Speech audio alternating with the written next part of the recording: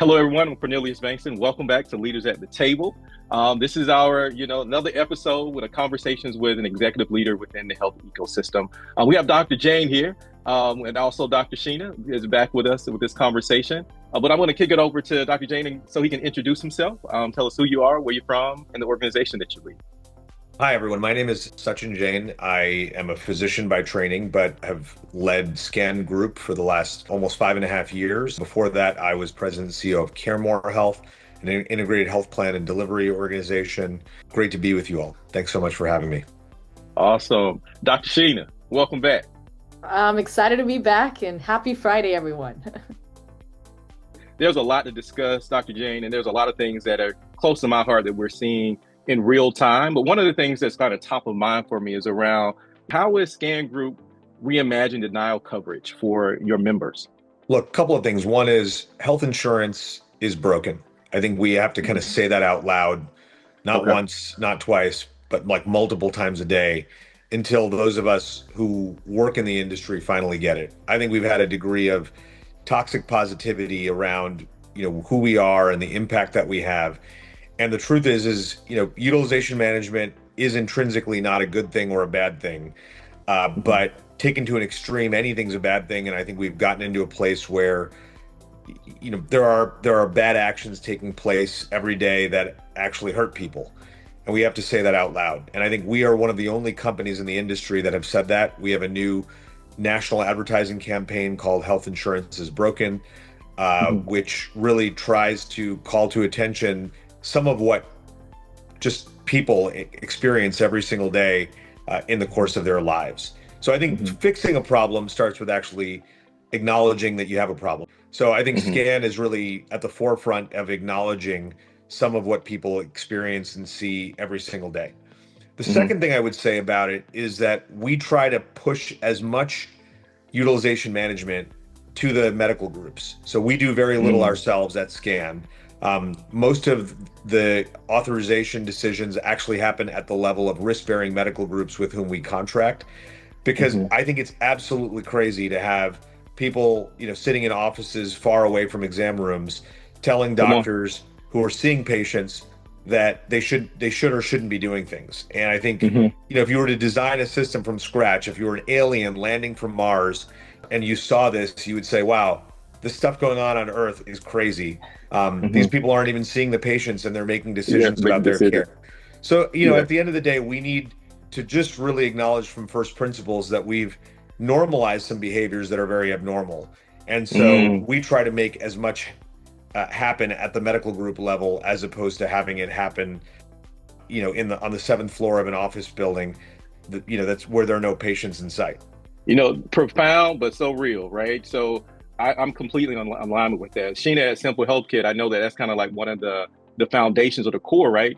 Meeting people where they are. Do you have anything you want to add around like getting innovations or solutions directly to the people that make the decision and see the individuals? What are your thoughts around that?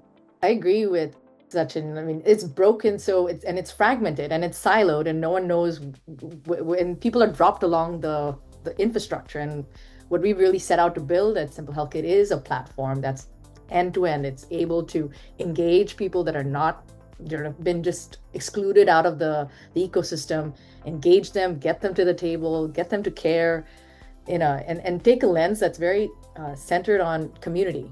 And understanding that not everyone is alike, how you engage a Native American or an African American or an Indian, all of these take a culturally sensitive approach to then engage them, get them screened.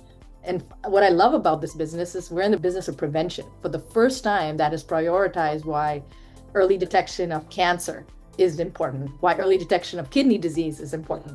I will say I feel really lonely sometimes because I think we live in an industry where people profit off of dysfunction. Let's just say that too.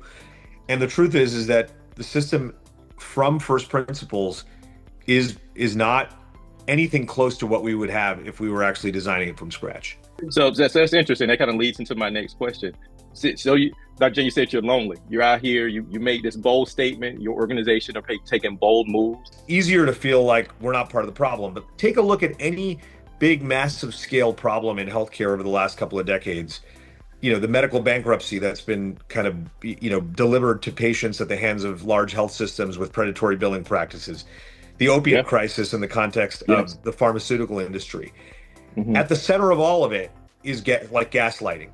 We gaslight ourselves into believing that we're more impactful than we actually are.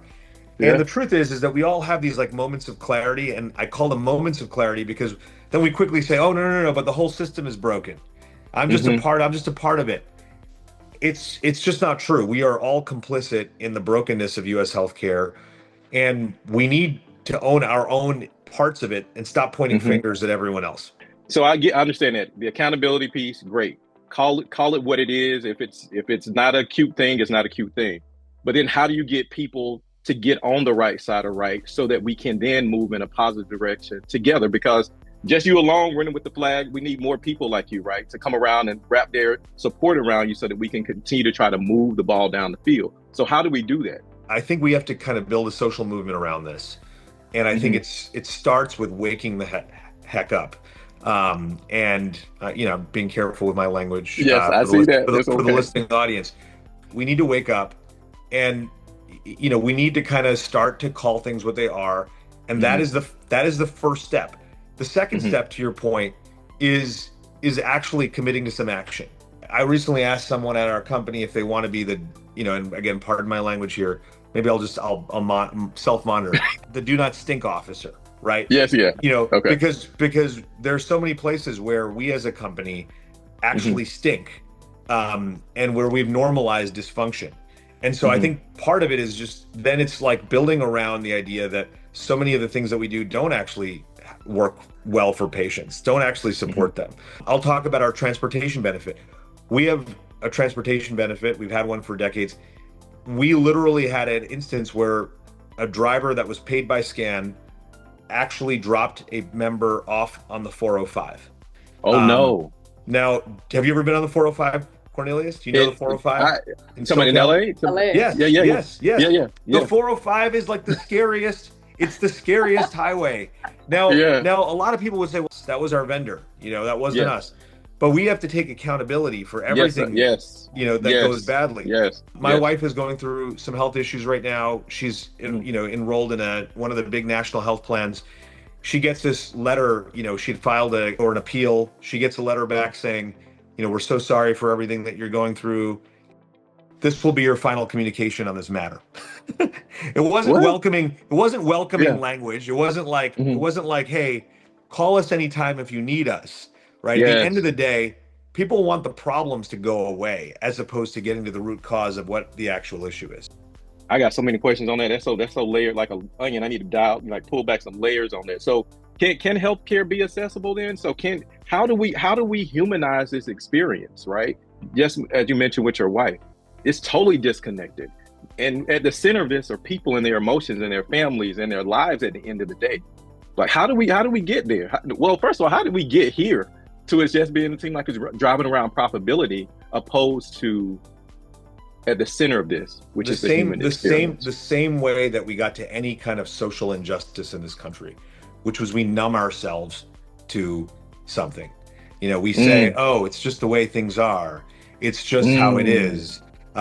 It doesn't need to be any other way. But when you think of any large-scale social change in this country, it's always come from people waking the heck up and saying, we're not going to put up with it anymore. But at the end of the day, like when we think of leadership, I think of Dr. King, I think of Malcolm X, I think of Gandhi. And I think we need to push people in those positions. We always talk about no margin, no mission. And it becomes the ultimate excuse for doing inhumane things to people. That's how we ended up with predatory billing practices for patients from not for profit, government sponsored or state sponsored health systems sending people to bankruptcy, over medical bills. That's the state of the world today. That's it. One thing, and I'm going to put it over to you, Dr. Sheena. But when you were talking, Dr. Jain, I was reminded of Representative John Lewis, who said you got to get in some good trouble. So that's what it seems. That's what it seems like you're leading here in this space is some good trouble. Dr. Sheena, I know you had a couple of years ago, as Dr. Jain had mentioned around predatory lending practices, et cetera. I know that Simple HealthKit had went around billing, like we're not going to be that type of vendor that's going to put someone in bankruptcy. What are your thoughts around that? I'll say one thing that you said, Dr. Jain, about being lonely up there. Even from an innovator lens, it's a founder lens. You're trying to make sure, can I keep my investors happy? Can I keep my customers happy? But at the same time, just never change who you become. I think the fundamental of why Simple HealthKit was even built was to make sure that people are just not left behind. The system, whatever it is, I know it needs a change, but it can be lonely from a founder, innovator lens with at the core is trying to make sure people are just not getting left behind. So when you think of rural America, people who have different challenges, whether they don't have transportation, how do you reach people where they are and get them included in that ecosystem? And so that is where really I feel the heart of Simple HealthKit was built with that very intention. It's like, we can't solve all problems. We got to start somewhere from an innovator lens. And what we started was, let's increase access, right? Let's bring them. Let's first build trust, because people are already jaded. You mentioned many people are jaded in the system. So build trust. That's what we started out. And and one thing with innovation is, how do you be thoughtful and when we build things, right?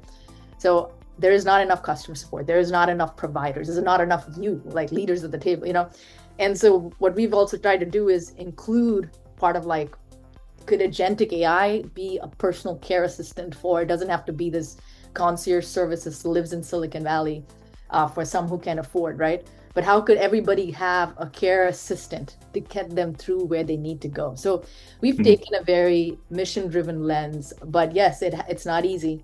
It's Look, hard. Simple HealthKit, I think you guys are doing it right. I think you guys are solving a big problem. I think you're trying to fill gaps. I think you're trying to address real points of disconnection in the healthcare system through getting better data into the hands of clinicians who take care of patients.